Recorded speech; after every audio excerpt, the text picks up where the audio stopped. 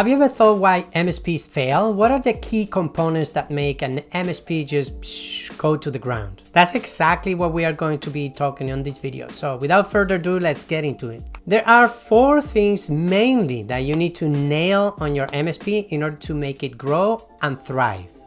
It's marketing, sales, operations, and a bonus one is to charge enough so you don't have thin razor margins and you need 1,000 clients in order to make some money. And depending on where your MSP is, you might need to put more attention on one or the other in order to make your MSP thrive. Usually at the beginning, when someone is starting, they need to generate leads and charge enough, right? So those things are the key for MSPs that are starting out, or they don't have a lot of clients, or they're just relying on referrals, right? Then when you start to grow a little bit, then you need to start focusing more on potentially other type of lead generation, like investing more in marketing.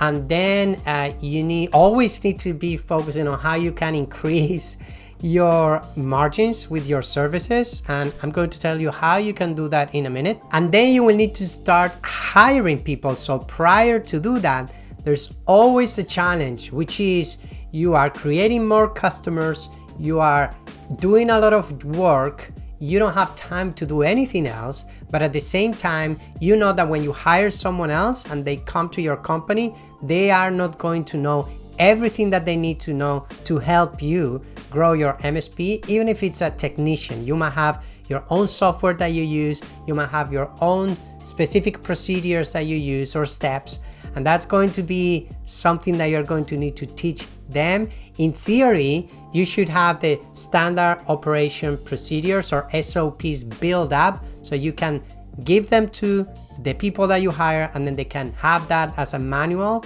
and then you need to handhold them less than if you didn't have that. But at the same time, you don't have the time in order to build those because you're doing a ton of work or all the work, and that's the dichotomy. So my suggestion for that would be to just start building 1 or 2, just set up a time, even if it's 30 minutes per day, choose one of the process that you do the most and just start documenting how you're doing step by step.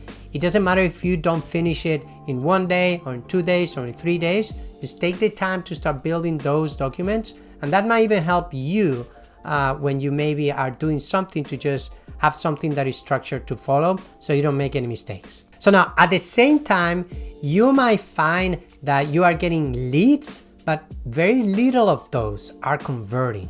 Why that is? It's just because of the sales process that you have, right? So you need to work on your sales process in order to get those people that are contacting you to become a client. And I'm going to break down each of those elements one by one in a minute. And then when it comes to operations, that's when your company starts growing more. You need to hire more people and you need to focus on those SOPs.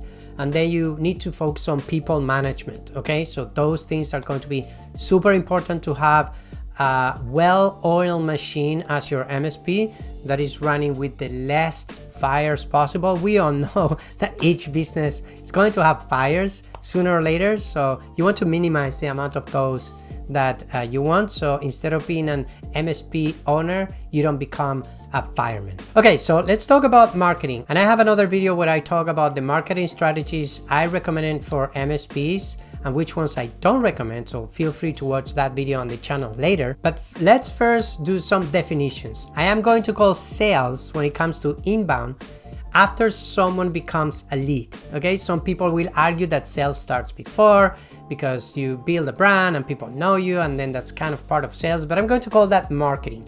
Let's agree on that so we have a conversation here instead of arguing about what's sales and what's marketing and whatnot. So I'm not going to be talking about B2B outbound. This will be part of the sales process, but I'm going to talk about sales starting as a lead comes in. So when that happens, you need to have a couple of things in place, okay? First of all, when someone when someone calls, you always need to have someone to pick up the phone. The more times you pick up the phone, the more reliable you're going to be in the eyes of someone, okay? If you're able to pick up the phone, you need to have some automation where you can send them a message that says, hey, sorry, we missed your call.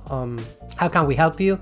Or you need to just call these people back as soon as possible. So if they fill a form, then what you need to do is just call these people in 10 minutes at the most. And I would recommend you actually use your form to tell people that if they submit the form, you will be calling them within 10 minutes. So they can be waiting for the call. And obviously, if that's the case, and probably only during business hours, right?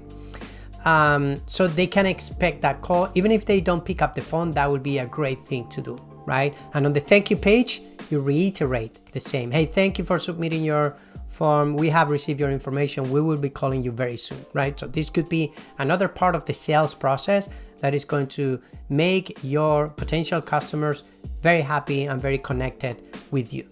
Now, if you have a form, a calendar form on your website, then you obviously don't need that. You may want to just call them within 10 minutes, but it doesn't make sense because they already have an appointment. But what you want to do is that, if that's the case, is just to have sequences to follow up with them. So the thank you email should not be like a bland thank you email. Thank you for contacting us. We will get in touch with you, or your appointment has been confirmed.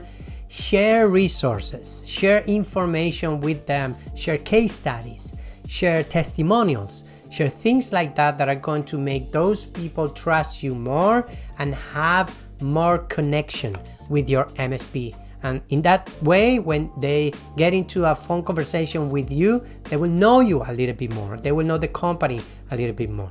Now, obviously have follow-up automations 24 hours before the call, 1 hour before the call, and 10 minutes before the call. So you can get them engaged and you can have as many shows as possible instead of people ghosting you. Then the next two steps are also important. The first call is going to be the introductory call, and on that call you should know what they need, right? The whole idea of that sales call is going to be focused on how you can help those businesses. And in order to do that, you need to ask about their business. You need to qualify them, obviously, to know the number of seats, even though this could be on the form already. You need to know why they're contacting you right now. Like, why are they looking for an IT support or IT company in this specific moment? And that's going to give you a lot of good information, because it might be because they were with another one. If they didn't add this to the form, those are the questions to ask. Maybe because they were with another company, maybe because they are growing, maybe because they are concerned about something, etc., etc. So that's going to be valuable information for the next step of the sales process that I will tell you in 1 minute as well. You obviously need to ask them about what their fears are.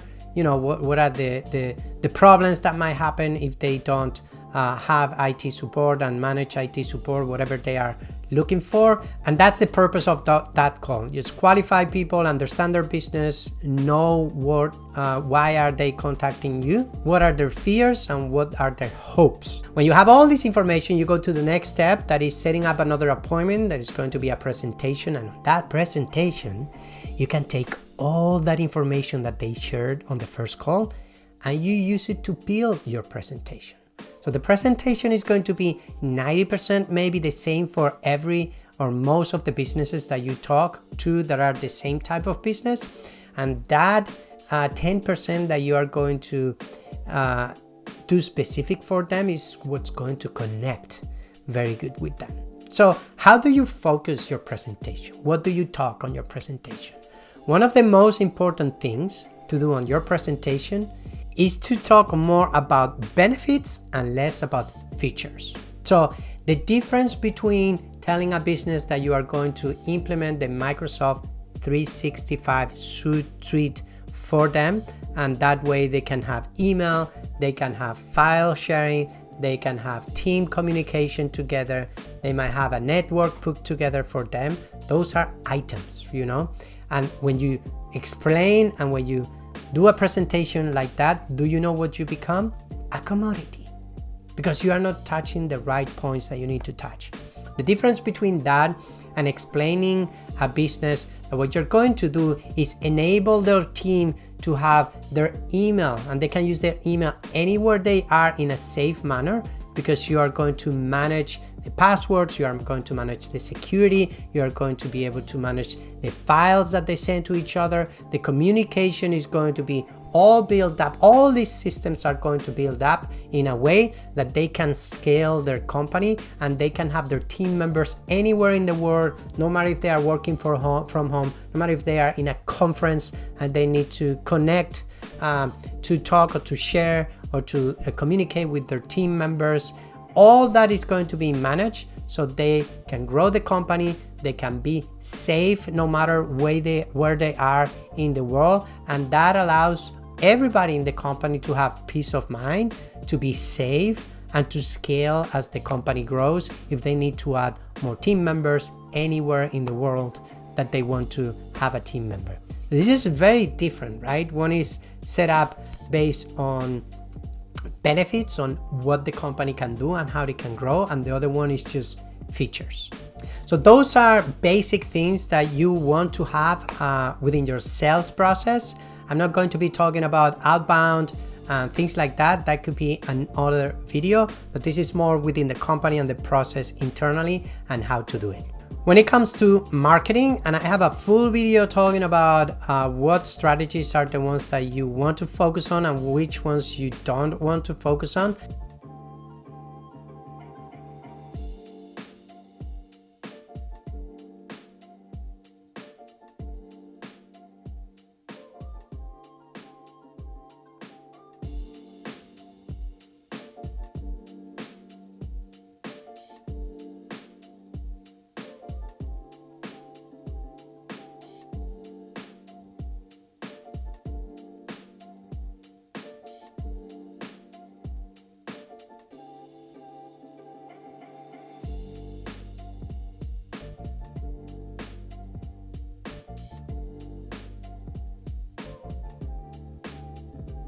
So marketing is everything that enables sales to happen. So anything that has to do with SEO, with paid ads, with social, you can do webinars, you can even do networking, you can go to groups in your town that are business associations, for example, and do presentations for them. Obviously, you need to know how to do those presentations. That will be another video as well.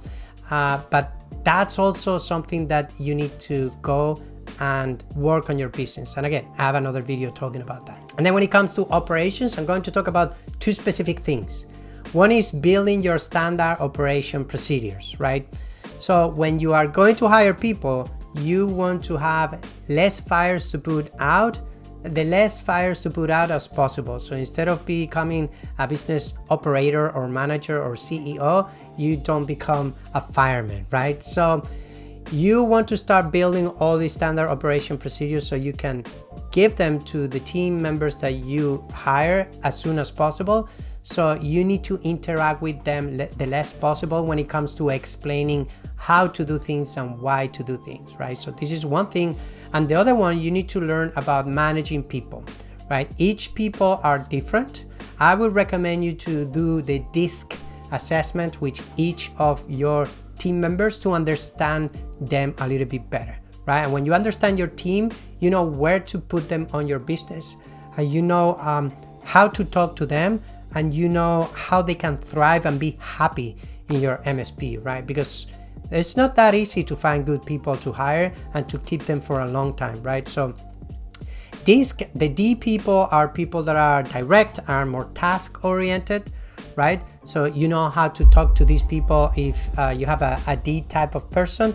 I people are more people oriented and they like to be with people. So there are more, maybe someone that can talk to your clients, potentially are in sales and things of that nature. S people are the ones that keep the business balanced. So they want everyone to be happy. So that those could be customer service as well. And people that are in the HR and managerial part of your business, that could be one. And then C people are task-oriented people also, that they want to be left alone and what they want to do is work and get things done, okay? So that's all about operations. It will be all about creating your SOPs and also learning to manage people. There's more, way more that can go into it, but those are the basics that if you master or if you work towards getting them as good as possible, is going to help your MSP grow. That's all for this video. If you have any questions, leave them on the comment section of this video, and I'll see you on the next one.